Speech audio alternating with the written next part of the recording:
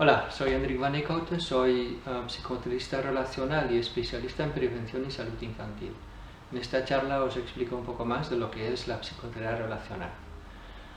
Para hablar de la psicoterapia relacional he titulado la charla Emoción en movimiento, la psicoterapia relacional. Entonces, antes de entrar lo que es la psicoterapia y lo que es la psicoterapia relacional, voy a explicar un poco más esta primera parte del título, ¿no? Emoción en movimiento. Primero voy a entrar un poco en el tema del movimiento, ¿no? Y nos podemos preguntar cuándo surge el primer movimiento o cómo es el primer movimiento después de nacer. Vamos a ver primero un pequeño vídeo.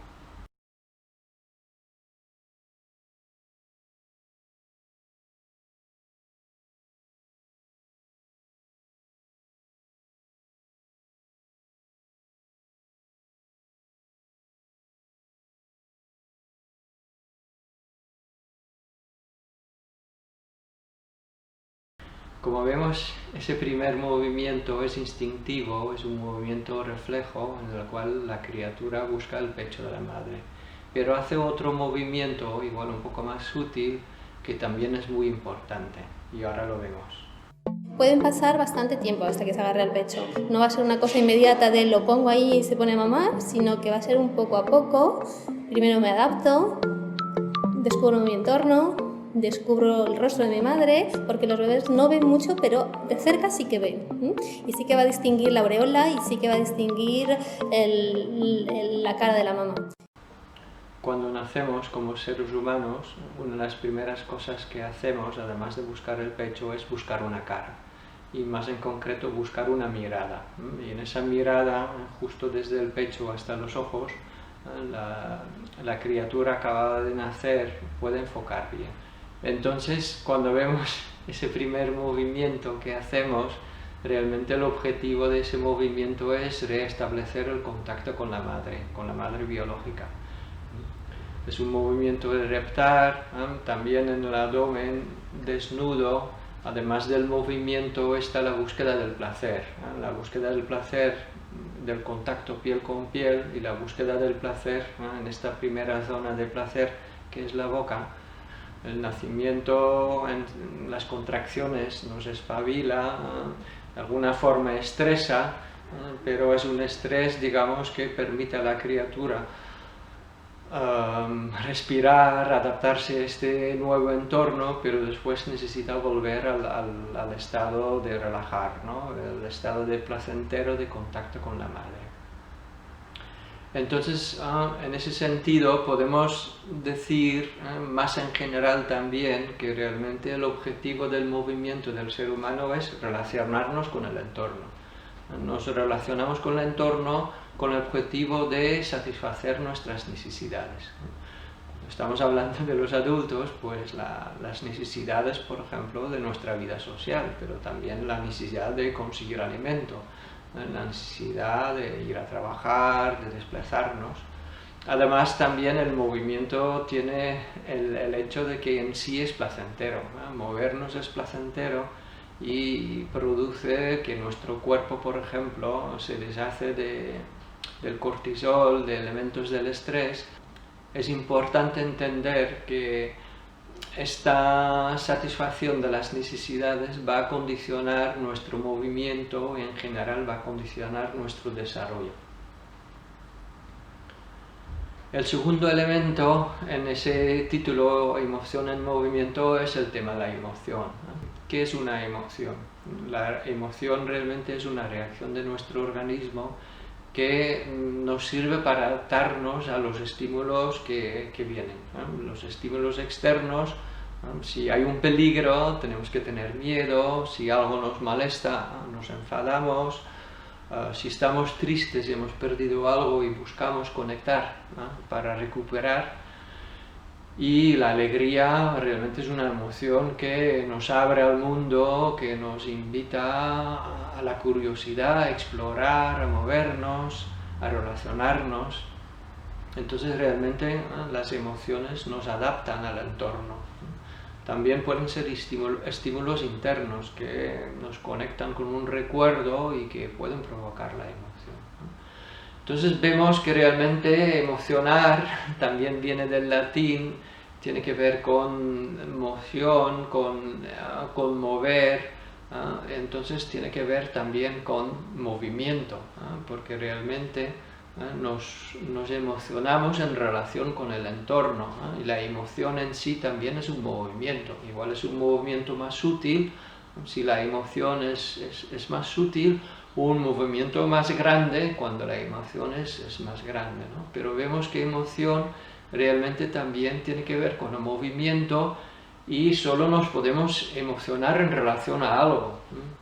Emoción, relación y movimiento están íntimamente relacionados, no se pueden separar y realmente forman un triángulo básico sobre el cual se va a dar nuestro proceso de desarrollo. Realmente desde este triángulo, en la relación, a través del movimiento y teñido de la emoción, poco a poco va a surgir un proceso de toma de conciencia, va a surgir nuestro proceso de desarrollo psicológico, porque es en esta relación con el otro que la criatura va tomando conciencia que hay un otro, y a base de esta otro, la criatura se va a dar cuenta que existe, que tiene una identidad separada del otro. Es un proceso largo que a los 2 años, por ejemplo, se manifiesta cuando la criatura ya en su desarrollo psicológico se da cuenta que es una figura separada del adulto, se expresa en ese no, yo solo, mío. Todas estas palabras, estos conceptos son el reflejo de la toma de conciencia de que ya la criatura sabe que es un ser independiente del otro, con su propia voluntad y que se expresa. Todo esto está vinculado al proceso motriz, al proceso de la relación con el otro y a la emoción que está siempre presente en el movimiento y en la relación. Ese proceso de toma de conciencia, por ejemplo, tiene que ver también con la integración de los movimientos reflejo. Hay un movimiento reflejo del agarre, que poco a poco la criatura se va tomando conciencia, soy yo el que mueve los dedos, a partir de este movimiento de mover los dedos se hacen las conexiones neuronales y cuando son suficientemente complejos surge la toma de conciencia, ¿no? Surge todo el proceso de desarrollo. Y a partir de ahí también, a partir de este movimiento, a partir de esta toma de conciencia, surge también la habilidad de coger cosas, de explorar, surge todo el proceso de aprendizaje, como un proceso también de abstracción, que se va a ver reflejado en los movimientos de exploración, la relación que establece la criatura con los objetos, con el espacio, y a partir de ahí también va a surgir todo el proceso de aprendizaje. Vemos entonces que de este triángulo de movimiento, emoción y relación surge el proceso de toma de conciencia, surge el proceso del desarrollo psicológico y surge también todo el proceso de aprendizaje. Cuando vamos a ver a los diferentes aspectos del desarrollo, podemos hablar de los aspectos más físicos que tienen que ver con los cuidados de la higiene, de la alimentación, de la seguridad física, aspectos que tienen que ver con todos los movimientos, lo motriz, aspectos que tienen que ver con lo afectivo, lo emocional, aspectos que tienen que ver con la relación, lo social, aspectos que tienen que ver con el desarrollo psicológico y aspectos que tienen que ver con lo cognitivo. Son diferentes aspectos que realmente están íntimamente relacionados. No podemos separar, por ejemplo, el tema del movimiento, del tema de la relación, del tema de la emoción, pero de ahí también surge todo el tema de la toma de conciencia. Nos tomamos conciencia también en relación con el otro, nos tomamos conciencia en el movimiento. El proceso de abstracción, el proceso de aprendizaje cognitivo es el resultado del movimiento, de la emoción y de la relación. Los cuidados higiénicos, los cuidados higiénicos, por ejemplo, está todo el tema de la mirada, la relación, los cuidados afectivos, por ejemplo. Todo esto no lo podemos separar. La alimentación también tiene que ver con la relación. para que la criatura pueda alimentarse tiene que relacionarse, ¿no? La alimentación es algo placentero, tiene que activarse el parasimpático, por ejemplo, para activar la actividad digestiva, ¿no? Cuando hay tensión se activa el simpático y se cierra el estómago. Entonces influye la relación y la emoción en el tema de la alimentación, ¿no? Está súper vinculado con el parasimpático está vinculado con el tema del placer, ¿no? Entonces vemos que realmente todos estos aspectos del desarrollo están íntimamente relacionados, están presentes desde el inicio, desde ese inicio donde la criatura busca la relación, tiene el placer del contacto piel con la madre, busca la mirada, busca de alguna forma también la alimentación a través del pecho, aunque sea en el biberón, tiene que haber todos los aspectos relacionados en el tema de la alimentación, ¿no? Tiene que haber vínculo, tiene que haber relación, tiene que haber emoción, ¿no? La alimentación, insisto mucho, no puede estar desvinculado de la relación, del placer, del movimiento. Desde la visión más clásica de la educación, viene un poco de esta visión desde Descartes, que la mente y el cuerpo son dos cosas separadas, la mente es superior, el cuerpo es inferior. También un poco la visión de la Iglesia Católica, en la cual lo espiritual es lo importante y el cuerpo representa un poco el pecado, ¿no? El placer es lo que tenemos que superar. La mente y el cuerpo realmente están unidos, no podemos separar, ¿eh? La mente solo puede vivir dentro del cuerpo y se expresa a través del cuerpo, y el cuerpo está presente en la mente porque a través del cuerpo la mente puede existir. Entonces es un todo, no podemos separar, y en todo el proceso de aprendizaje y en el proceso de educación no podemos separar todos estos aspectos. ¿Qué tiene que ver todo esto con la psicomotricidad? Pues es muy fácil explicar ahora la psicomotricidad, ¿no? La psicomotricidad relaciona el desarrollo psicológico, cognitivo y el desarrollo motriz, ¿no? La toma de conciencia del cuerpo y la interiorización del esquema corporal surge como consecuencia de la emoción, de la relación y del movimiento. La lateralidad también se establece como consecuencia del movimiento de la relación que establecen las criaturas con el espacio, con los materiales, ¿no? La lateralidad es ese concepto en el cual el cerebro toma un lado del cuerpo como prioritario para ciertos movimientos. Por ejemplo, tenemos un oído dominante, un ojo dominante, una mano dominante, una pierna dominante, y esto hace falta porque el cerebro necesita de alguna forma establecer un orden en el movimiento.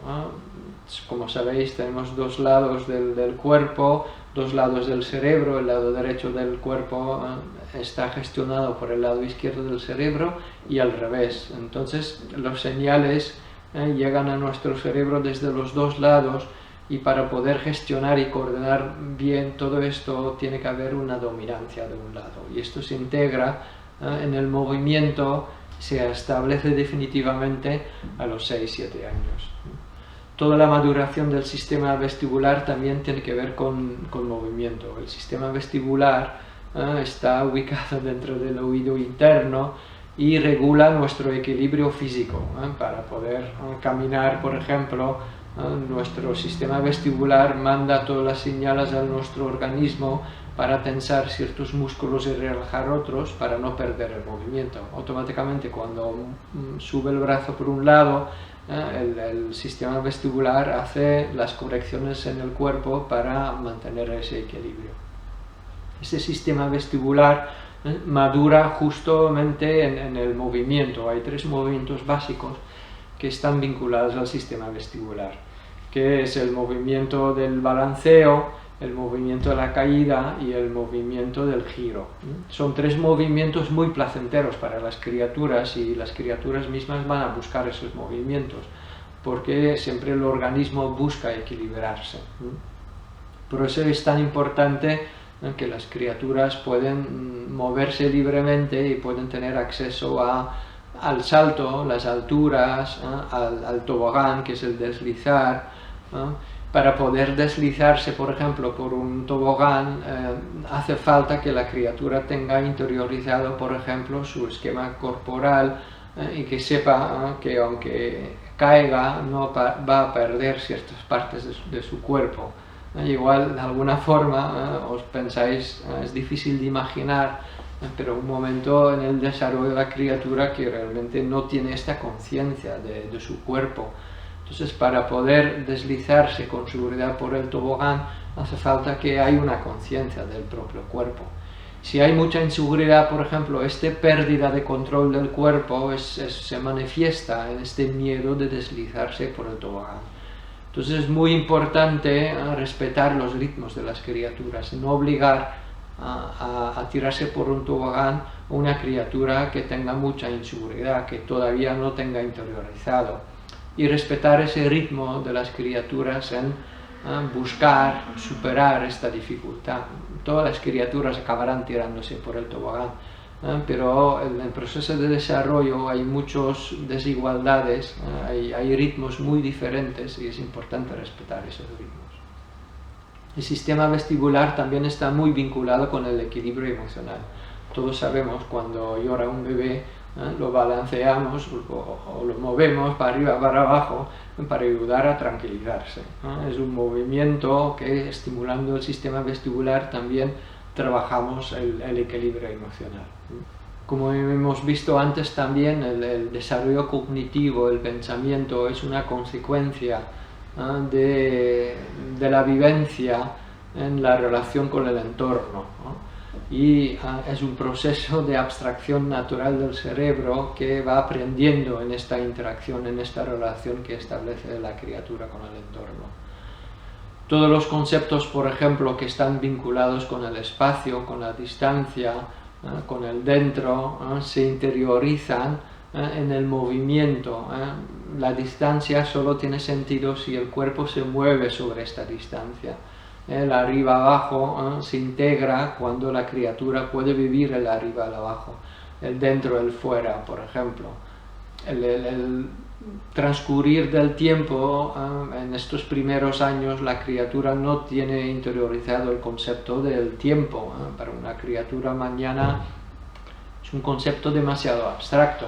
Lo que puede poco a poco entender es después de una cosa viene otra cosa. Pero no, las criaturas de 2-3 años realmente no saben lo que es una hora, ni saben lo que es un día, no saben lo que es mañana. El tiempo para la criatura siempre está vinculado al movimiento, a la acción, a lo que ocurre en el ahora es lo que puede ser una referencia, lo que había antes y lo que hay después.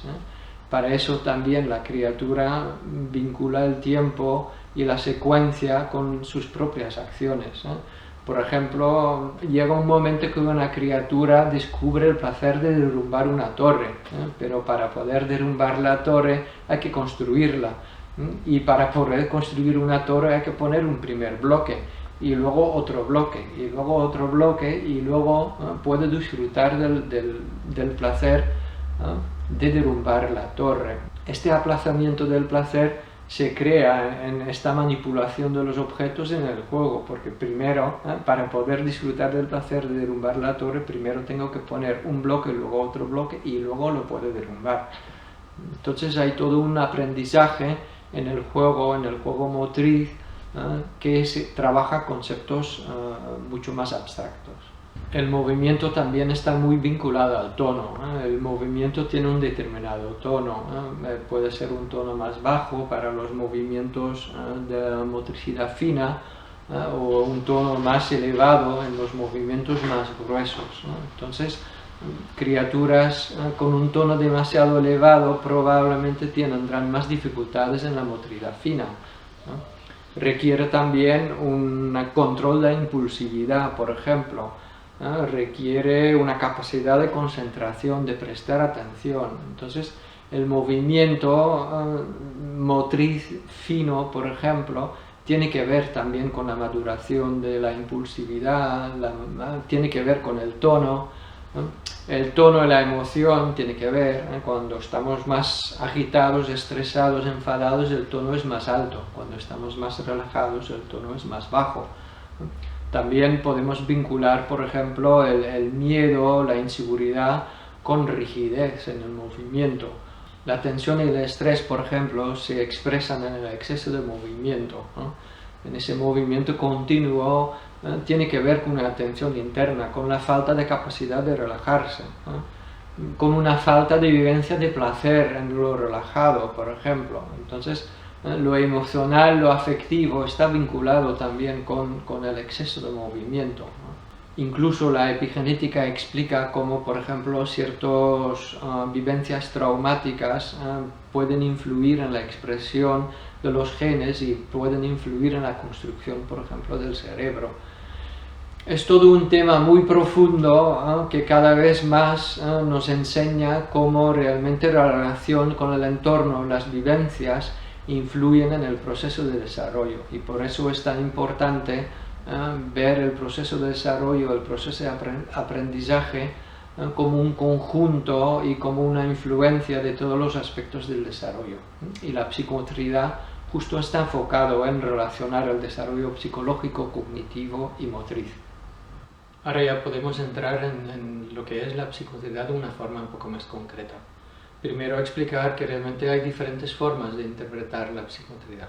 La primera forma que voy a explicar es la psicomotricidad tradicional, en la cual construimos circuitos con el objetivo de que las criaturas aprendan ciertos movimientos que están vinculados a ciertos procesos también cognitivos, ¿no? y que cómo influyen en el desarrollo, ¿no? Por ejemplo, el gatear, el saltar a la pata coja, dar una voltereta, son circuitos diseñados para favorecer determinados ejercicios.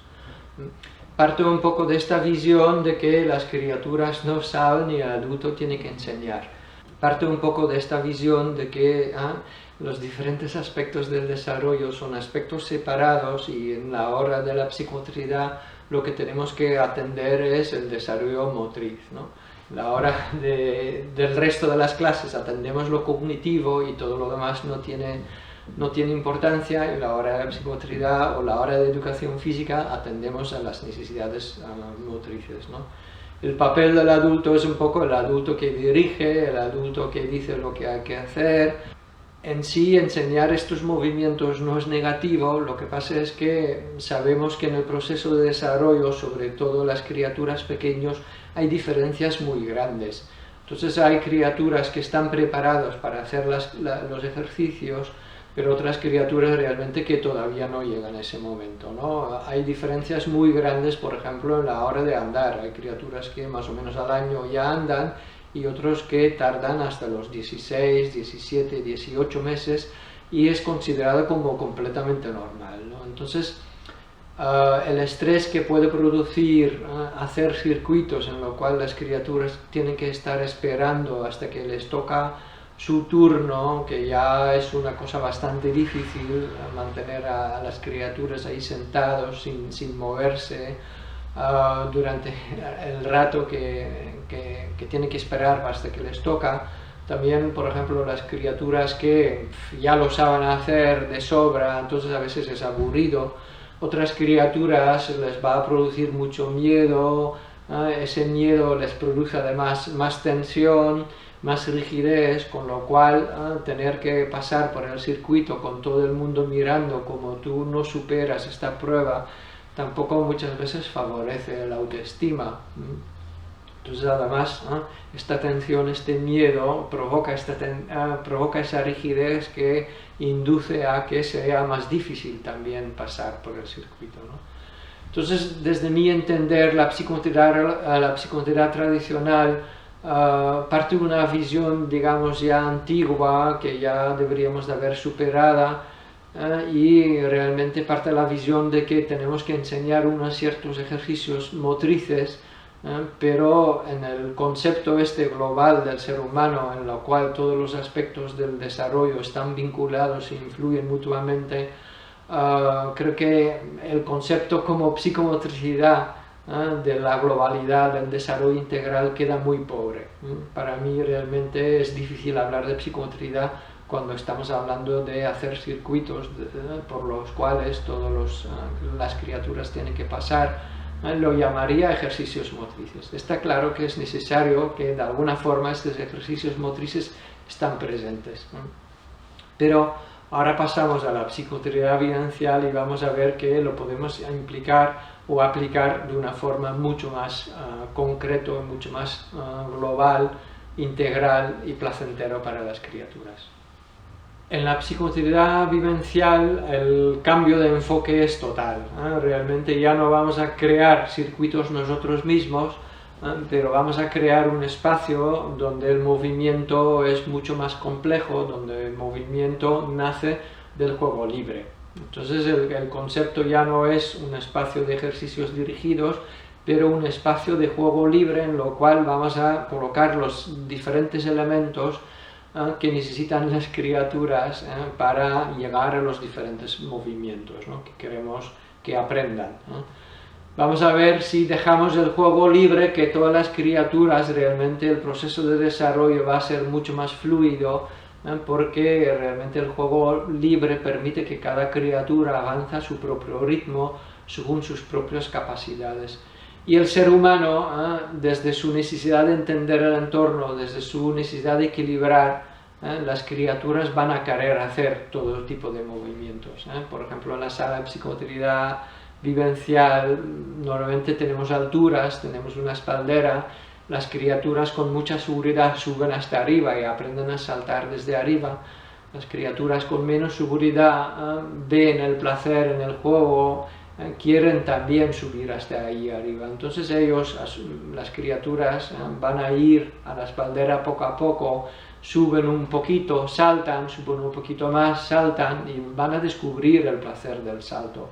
Van a integrar esta seguridad y poco a poco vemos que suben hasta arriba y acaban saltando. Lo mismo pasa, por ejemplo, con el tobogán. Las criaturas poco a poco se tiran, suben un poco, se tiran un poco y van aprendiendo según su propio ritmo.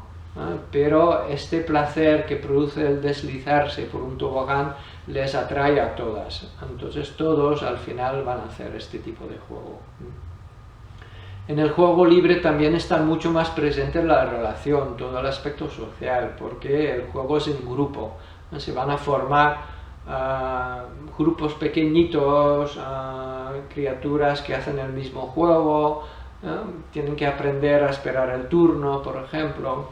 Vemos también que el papel del adulto es facilitar todo este tipo de juego, asegurar que el espacio es seguro, estar observando. Está el tema de la mirada, el adulto me mira, pero me mira desde una mirada no de obligación, no de espera, pero una mirada de valorar, de ver, he visto lo que has hecho, no tanto de la mirada de aprobación o no aprobación si la criatura supera o no supera la prueba. En el juego libre también se introduce el aspecto del juego simbólico, ¿no? Entonces el movimiento se da en una connotación, en una simbología. Las criaturas expresan en su juego también todas sus vivencias y pueden integrar las vivencias que no entienden a través del juego, porque jugando todo es posible. Entonces en la sala de psicomotricidad vivencial el juego es mucho más rico, el movimiento es mucho más rico y está teñido de la emoción, está teñido del placer, está teñido de la relación con el otro. Y en el juego surge todo el tema de la toma de conciencia del otro, porque no puedo destruir la construcción del otro. Entonces tengo que controlar también mi impulsividad. Si veo una construcción, tengo que aprender a respetar la construcción del otro. Entonces es un aprendizaje mucho más integral. Dentro de la psicomotricidad vivencial también hay, digamos, dos formas. Luego de cada uno lo aplica de una forma. Está la visión, digamos, de la práctica motriz de Couturier en su versión educativa. El adulto está presente, observa, valora, significa, pero no participa del juego. En la psicoterapia relacional introducimos un aspecto más, lo que llamamos el diálogo tónico. La presencia del adulto es de alguna forma más activa. El adulto es otro objeto con lo cual las criaturas se pueden relacionar. Las criaturas en la sala de psicomotricidad vivencial se relacionan con el espacio en ese sentido de que ocupan el espacio de alguna forma. Algunas criaturas se quedan más en una esquina, otras se dedican mucho a circular, otros se quedan más por las paredes, otros se empeñan a hacer una construcción en mitad de la sala. Entonces podemos también interpretar un poco la relación que establecen las criaturas con el espacio. Nos da mucha información sobre las criaturas. También establecen una relación con el material, utilizan un determinado tipo de material de una determinada forma, con lo cual también nos da información sobre cómo es el proceso de desarrollo. Hay criaturas que siempre están saltando, siempre están de alguna forma buscando la caída, buscando los límites de su cuerpo. Otras se dedican a acumular material, otros están siempre de una casita, parece que están protegiéndose de algo, otros están en un estado muy relajado, están en los juegos más relajados, otros están en una permanente movimiento. La forma que están en la sala y se relacionan con el material nos dice mucho. También en la psicoterapia vivencial vemos que las criaturas se relacionan entre ellos, y esta relación, los conflictos que surgen también nos da mucha información. Y como otro factor sería un poco la relación que establecen las criaturas con el adulto. Y para eso el adulto tiene que estar presente. Si volvemos al inicio de esta charla, os he hablado de ese triángulo, relación, emoción y movimiento, y cómo realmente ese triángulo surge en la relación con el adulto cuidador. La madre biológica es la primera figura con la cual las criaturas se relacionan. Es la primera figura de regulación emocional, es la primera figura al cual va a surgir el movimiento. Entonces muchas veces las criaturas expresan sus dificultades en esta relación con el adulto a través de las dificultades en relación con los iguales o a través de las dificultades que expresan con el material o en la sala. Entonces tener presente al adulto como otro objeto con lo cual las criaturas pueden relacionarse y pueden jugar sus dificultades, desde la psicoterapia relacional lo vemos como fundamental, ¿no? Y hay criaturas que quieren que el adulto juega a que sea un adulto cuidador y ellos se convierten en bebés porque necesitan que el adulto les cuide. Pero hay otras criaturas que ven al adulto como el adulto con lo cual hay que luchar, en lo cual necesitan de alguna forma autoafirmarse, necesitan trabajar su autonomía. Otras criaturas necesitan jugar su dependencia. Entonces tenemos varias necesidades en las criaturas en relación con el adulto. Hay criaturas que necesitan que les miramos y entran y empiezan, mírame, mírame, mírame. Desde esta necesidad de ser visto por el adulto. Y ser visto por el adulto es una necesidad básica, porque las criaturas construyen su identidad a base de cómo el adulto les mira, les valora, les satisface sus necesidades. Entonces, cuando surge esta necesidad de ser visto es porque realmente la criatura necesita todavía mucho de la mirada del adulto para autoafirmarse, para autoconstruirse, para tener esta imagen de sí misma. Entonces vemos que el papel del adulto presente es un papel importante en la sala de psicomotricidad. Es verdad que el adulto que interactúa, que está al servicio del juego, es un adulto que necesita también mucho más formación, es un adulto que tiene que aprender a estar al servicio del juego. El adulto presente en la sala no es el adulto que dirige el juego, no es el adulto que manipula el juego, es el adulto que está al servicio del juego. Entonces tenemos que aprender a entrar en ese diálogo tónico a base de la necesidad de la criatura. Si la criatura necesita de un adulto que tenga el tono cuidador, tenemos que entrar en la relación y el juego de la criatura a través de ese tono cuidador.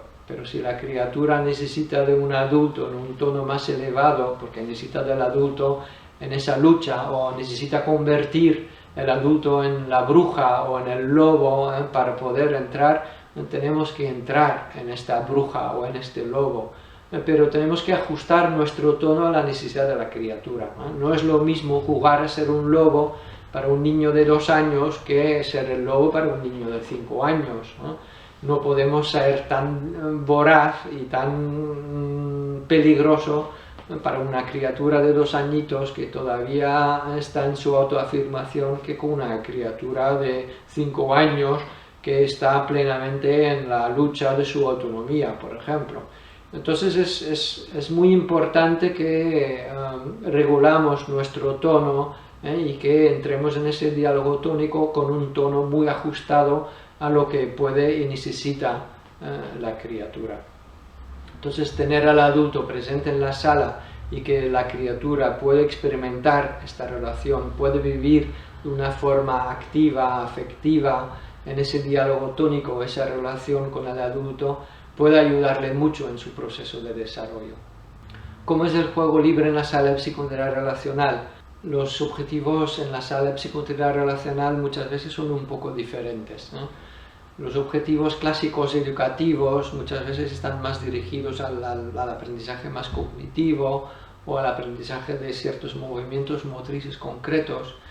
En la sala de psicoterapia relacional, por ejemplo, puede ser un objetivo ayudar a una criatura a defender su espacio, o a esta criatura que tiene mucha tensión a entrar en juegos de descarga, o esta criatura que necesita tanto del adulto, de la mirada del adulto, poder dar esta mirada.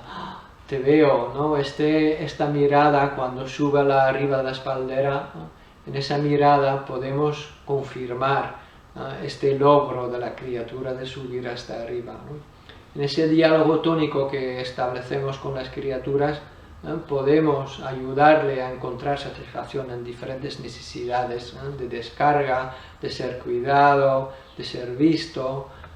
Todas estas vivencias en la relación con el adulto pueden ser nuestros objetivos en la sala de psicoterapia relacional, ¿no? En la sala de psicoterapia relacional intentamos crear un ambiente lo más permisivo posible, con lo menos posible de límites. Entonces tenemos que asegurar que el espacio es seguro, que el juego puede ser lo más autónomo posible.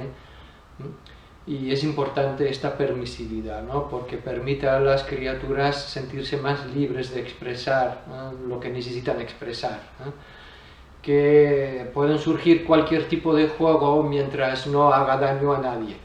Es importante esto. El único límite fundamental que tenemos en este espacio es un poco no hacemos daño al otro ni a nosotros mismos.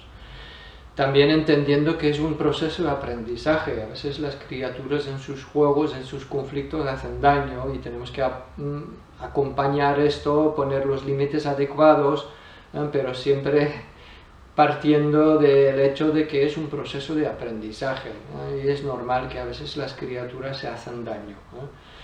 Hay que poner ese límite, hay que tener claro que es un proceso de aprendizaje que tenemos que ir acompañando, y el objetivo es llegar a esto, de tener un espacio de juego libre, lo más autónomo posible, en lo cual las criaturas han aprendido a respetarse, a respetar a uno mismo y a respetar al otro.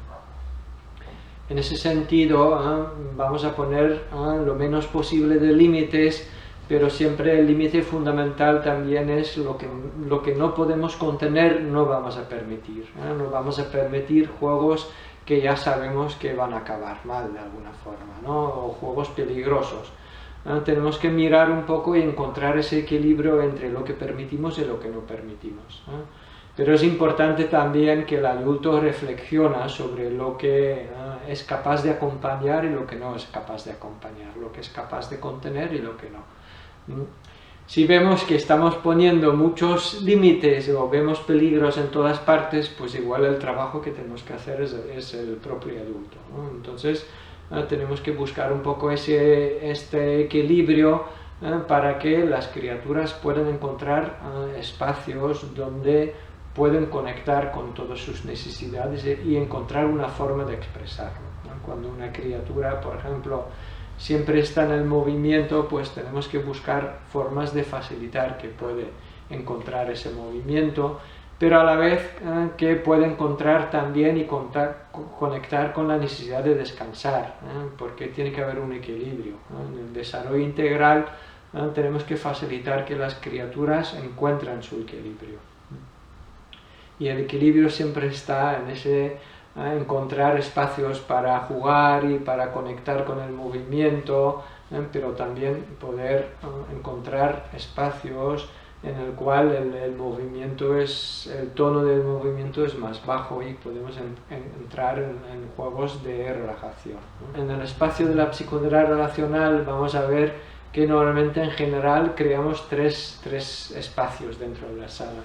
Un espacio donde canalizamos mucho el movimiento a través del salto, del tobogán, también por ejemplo del colchón de muelles, un espacio de circulación, un espacio de juegos más tranquilos a través de las casitas. Entonces las criaturas pueden moverse por la sala en esos diferentes espacios y encontrar y conectar con diferentes necesidades en los diferentes espacios. El diálogo tónico en la sala psicoterapia relacional se expresa a través de la presencia del adulto, ¿no? Que entra un poco en ese lenguaje no verbal más corporal. El adulto, el psicoterapeuta relacional, no entra en muchas explicaciones racionales. Realmente en toda la época 06 el lenguaje verbal es mucho más importante que el lenguaje, digamos, racional.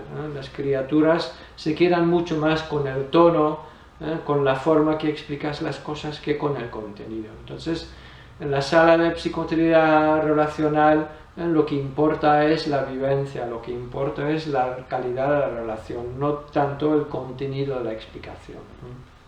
Cuando ponemos un límite, ponemos el límite desde la empatía sin grandes explicaciones, porque realmente en esta vivencia del límite es mucho más importante que en la explicación racional. Muchas veces cuando una criatura está un poco desbordado, ha hecho algo lo que no debería de haber hecho, es invasivo, está alterado y las explicaciones realmente no llegan. Lo que le llega es la forma en la cual el adulto pone el límite. Entonces está muy presente esta mirada. En la foto, por ejemplo, podéis ver como yo estoy ahí sentado acompañando a una criatura que está dentro de un cilindro y todo lo que puede significar este dentro para la criatura en su casa, acompañado por un adulto que le cuida, que le mira, que le significa el juego, que da un poco ese placer al estar dentro y estar cuidado por el adulto. Como hemos visto, la sesión tiene sus objetivos, tiene un marco, la sala y los materiales, que ahora entraremos más. Nuestra posición también depende un poco de cómo es la dinámica en el grupo, del tamaño del grupo, de la calidad de la sala. Cuanto mayor es el grupo, cuanto, digamos, más pequeño es la sala en cuanto a la cantidad de criaturas que hay, cuanto menos autonomía hay en el juego, más estaremos de pie, más estaremos interviniendo, interviniendo en conflictos, pero cuanto más juego autorregulado hay, cuanto más juego autónomo hay, cuanto menos criaturas hay en general, también más podemos dedicarnos a esta relación más individualizada, ¿no? Entonces vemos que, bueno, un factor es la cantidad de niños que tenemos en la sala, pero otro factor también es la calidad de cómo hemos montado la sala, ¿no? Y cómo podemos canalizar todo ese movimiento, todos esos diferentes tipos de juego. Cuanto más favorecemos la autonomía, más podemos entrar en esta relación y más calidad tendrá esta relación, ¿no? Entonces, en una sesión, ¿cómo se desarrolla? Normalmente en la sala siempre quitamos los zapatos. En ese primer momento podemos, antes de entrar en la sala, podemos explicar un poco las normas, podemos preguntar cómo estamos, hacer una primera vivencia conjunto Luego entramos en la sala, que podemos tener un ritual de entrada, que puede ser esa pared que derrumban, o podemos entrar de otra forma, ¿no? En la sala del psicodrama relacional tenemos que adaptarnos un poco a las necesidades del grupo. Luego está el espacio del juego libre, y luego al acabar la sesión normalmente acabamos con un ritual, ¿eh? Intentamos, normalmente yo les digo, yo les aviso antes de tiempo, queda poquito para jugar, quedan 5 minutos, quedan 10 minutos, para que las criaturas poco a poco puedan darse cuenta que tienen que ir acabando sus juegos, ¿no? Cuanto más mayor son las criaturas, pues más proyectos muchas veces tienen en la cabeza, y más importante es avisar, ¿no? Para las criaturas de 1 año y medio, decir que queda un poquito, como no tienen tanta proyección en el futuro de sus juegos y están más en el juego actual, menos importante es. Pero sí que es importante avisar un poco para que puedan ir interiorizando este paso del tiempo, ¿no? Entonces, a la hora de acabar, digo a las criaturas, vamos a buscar un sitio para descansar, ¿eh? El objetivo es un poco ir bajando el tono.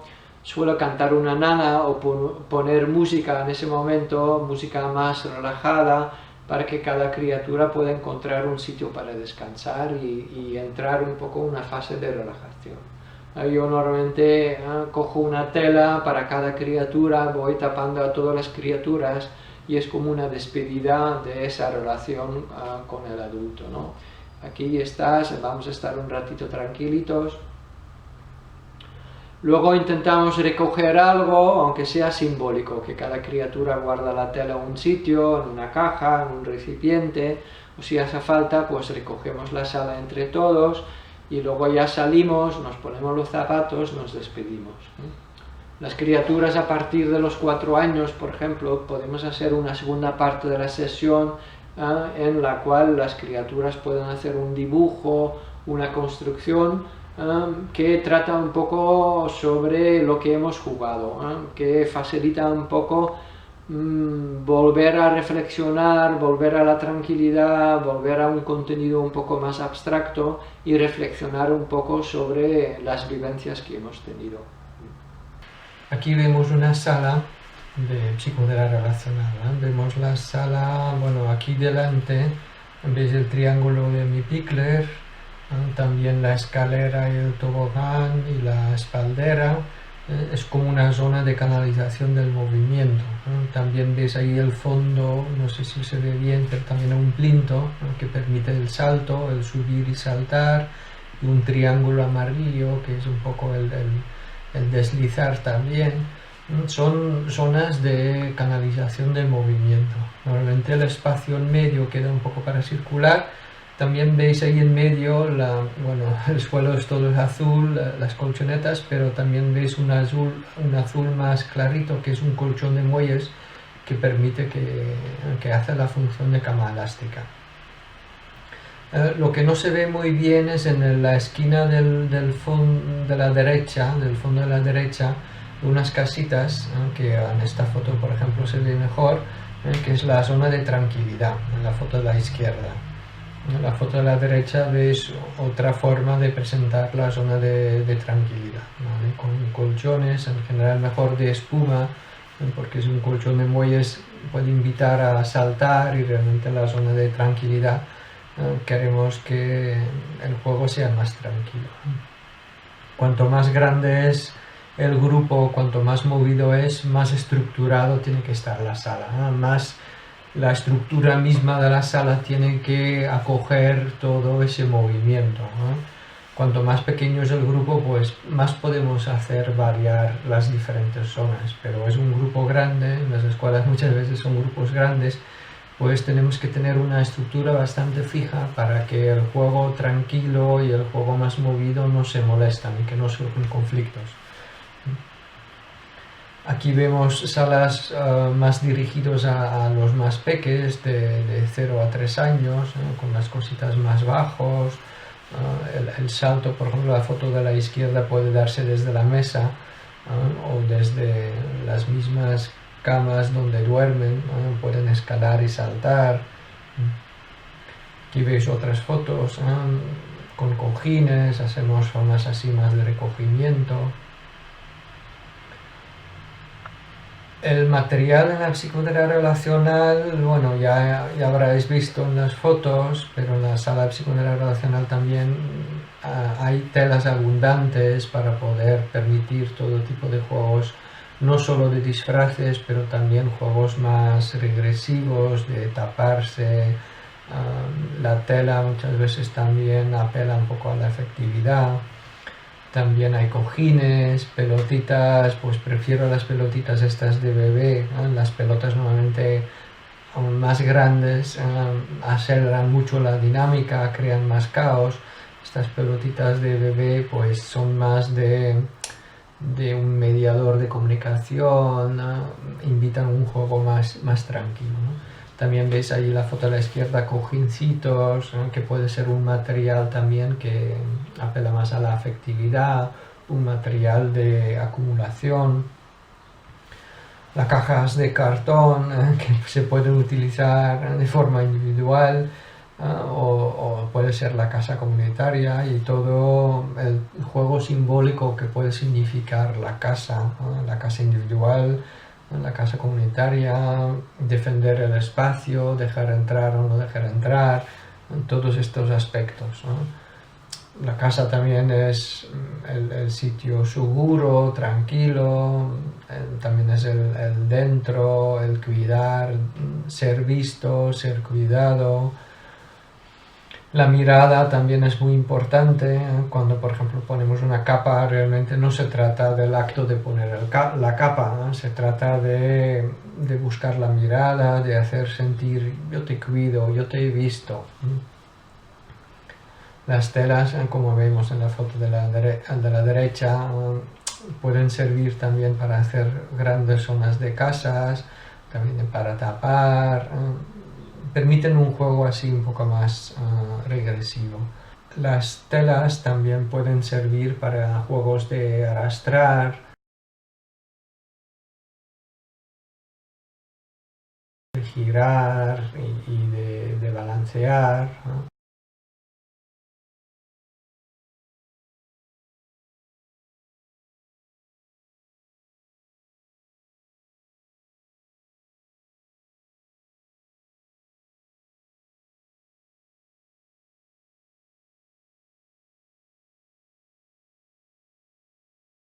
Y esto nos lleva también un poco a la tela y la cunita, ¿no? Que podemos ir acompañando, y como veis en el vídeo, estoy cuidando, pero a la vez también estoy observando la dinámica del grupo, ¿no? Entonces, en la medida que el grupo funciona de una forma más autónoma, puedo estar más acompañar esta cunita. En la medida que hay más conflictos, hay más peligros, pues tengo que intervenir más en el grupo. Entonces, en ese sentido es muy importante que la sala funcione solo, ¿no? Que hay mucha autorregulación y que podemos dedicarnos a estos juegos más individuales. También está la hamaca, que es el balanceo, el giro, todos movimientos que están en el tema de la estimulación del sistema vestibular y el del equilibrio.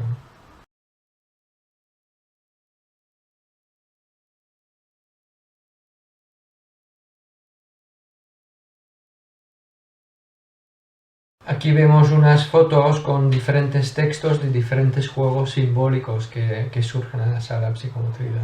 Por ejemplo,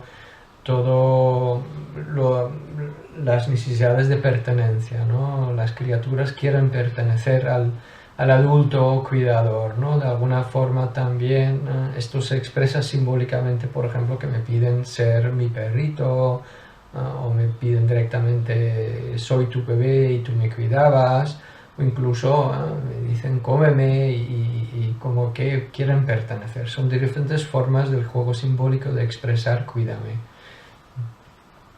La relación, en la psicoterapia relacional se trata de la relación y de que como adultos ayudamos a acoger las emociones y ayudar a modular estas emociones, ¿no? La casa, el defender el espacio propio, nos da mucha posibilidad de trabajar todo ese tema. el dentro también, esto en la barriga de la mamá. Es importante también que sepamos acompañar esto, que por eso también es importante que la zona de juego tranquilo sea un juego tranquilo, ¿no? Que por ejemplo si algunos niños están jugando a estar dentro de la barriga de la mamá, pues que no vengan a tumbar, a molestar, por ejemplo, ¿no? En ese sentido tenemos que estructurar la sala para que haya diferentes tipos de juego posibles. En general, la sala psicomotricidad relacional es un espacio de juego libre de calidad, como ya he dicho, es la expresión de la necesidad de entender el mundo, de dar sentido a las experiencias, organizar las vivencias, permite expresar las emociones, jugar las dificultades, incluso expresar lo prohibido, porque realmente jugando todo es posible. Hasta aquí la charla sobre la psicoterapia relacional. La psicoterapia relacional realmente no es una metodología ni una técnica para aplicar, es realmente una forma de acompañar que parte realmente desde un conocimiento profundo de cómo es el proceso de desarrollo de las criaturas, cómo se expresan, qué son sus necesidades, y es una forma de acompañar desde la empatía. Requiere una formación, aunque a veces parece fácil acompañar a las criaturas así en el juego libre y entrar a jugar con ellos, pero realmente requiere de un proceso en cada una de los adultos para aprender a entrar en ese diálogo tónico. Pero desde luego una vez que hemos aprendido y que estamos en este proceso, es una transformación, realmente es un proceso de cambio, de cambio de mirada, de cambio de interactuar, y abre un mundo de posibilidades, ¿no? Entonces os animo un poco a seguir formándoos, informándoos sobre la psicoterapia y más en concreto la psicoterapia relacional. En mis redes sociales podéis seguirme, en mi página web también podéis ver los cursos que tengo, presenciales y online. Hay un curso online de acompañamiento desde el respeto, otro curso online de aprender desde la curiosidad, y está planificado el curso de psicoterapia relacional. No sé si en julio estará, pero bueno, intentaré. De todas formas, el formarse online en la psicoterapia relacional solo es posible a medias, porque os puedo dar la formación teórica, pero luego en la práctica hace falta hacer prácticas, y también hace falta una parte de formación vivencial, ¿no? Una formación presencial en lo cual trabajamos un poco todo la vivencia, ¿no? La vivencia del juego, la vivencia de las expresiones de las diferentes emociones, cómo el adulto gestiona estas emociones, cómo es jugar, estar dentro de una caja y que alguien te acompaña, cómo es que alguien te está balanceando, cómo es jugar a la bestia, jugar a derrumbar esa torre. Tenemos que poder conectar con el placer del juego en todas estas facetas para entender realmente lo que puede significar para las criaturas, ¿no? Y entender realmente nuestro papel en la sala y lo importante que es tener este tipo de espacios donde las criaturas realmente pueden ser y pueden relacionarse, pueden expresarse lo que sea, pueden expresar todo, jugando se puede hacer todo, ¿no? Como ya he dicho, está este límite de no hacer daño y no hacerse daño, pero dentro de todo esto simbólicamente podemos jugar todo, ¿no? Y realmente para las criaturas a veces es como, además de ser muy placentero, también hacen falta estos espacios donde las criaturas se pueden autorregular, donde pueden encontrar espacios seguros, donde el adulto les acompaña y les reconoce tal como son, ¿no? Y a partir de ahí el adulto puede ir acompañando, ir superando ciertas dificultades en este acompañamiento respetuoso. Bueno, es todo un mundo fascinante, pues espero que os sigáis informando. Hasta luego.